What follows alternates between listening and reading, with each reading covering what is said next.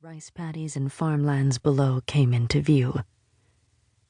This would be faster than following the road, she knew.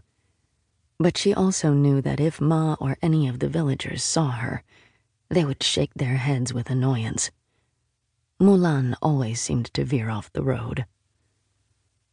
But Mulan could not forget the look on old Auntie Ho's face. When Auntie Ho had seen Mulan's sister, her wrinkles had frozen as if carved of wood, and Mulan felt a dread come upon her. Xiu was as pale as the moon and as hot as fire, and she lay motionless with eyes that could no longer open. "Mulan," Auntie Ho had said, the worry clear in her voice. "Your sister needs more help than I can give. In the Liu family village, there is a visiting healer. Take your horse and get him. If you go now, you will be back before dark. Go now, quickly." Her parents had sensed the urgency, quickly waving Mulan off. Her mother had not even frowned at the reference to Mulan's skill at riding.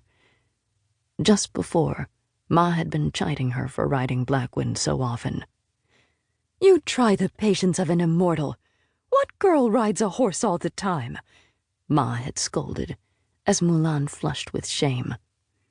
"And it's given you wind-cold sickness. You can't even breathe out of your nose anymore."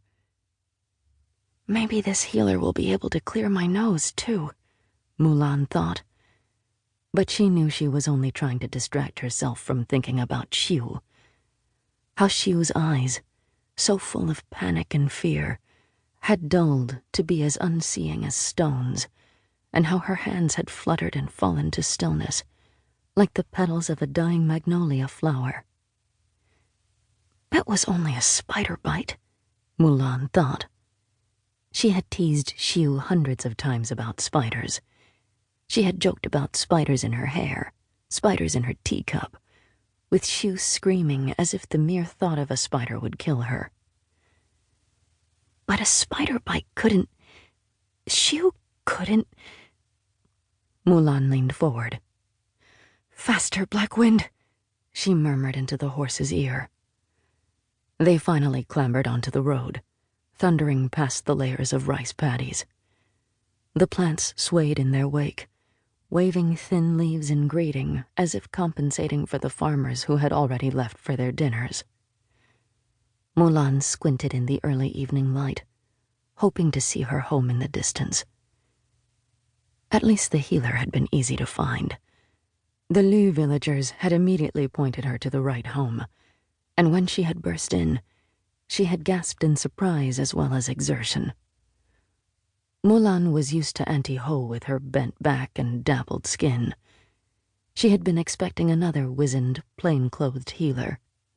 But while this healer had a silver beard, he wore a lord's robe of brilliant red trimmed with blue.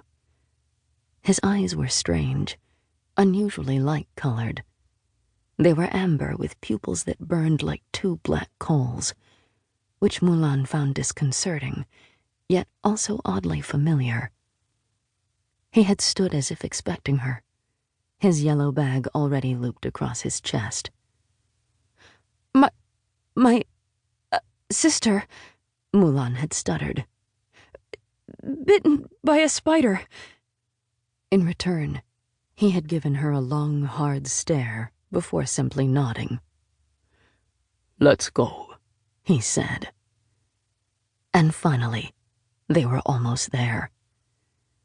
Now she could see her village Tulo, the large round community building, bathed in the golden glow of the dipping sun. The villagers must have been watching for her, for the doors of the Tulo were already opening. She was home. Mulan felt a surge of gratitude and warmth as they raced through. Neighbors stared out from their windows and stood at their doors, and she could see the worry etched on all their faces, even as they held up their hands in greeting. Big Wan, the village blacksmith, met Mulan at her door. "I'll take Blackwind out for you," he said. Big Wan was so large that Mulan could meet his gaze even while sitting on the horse.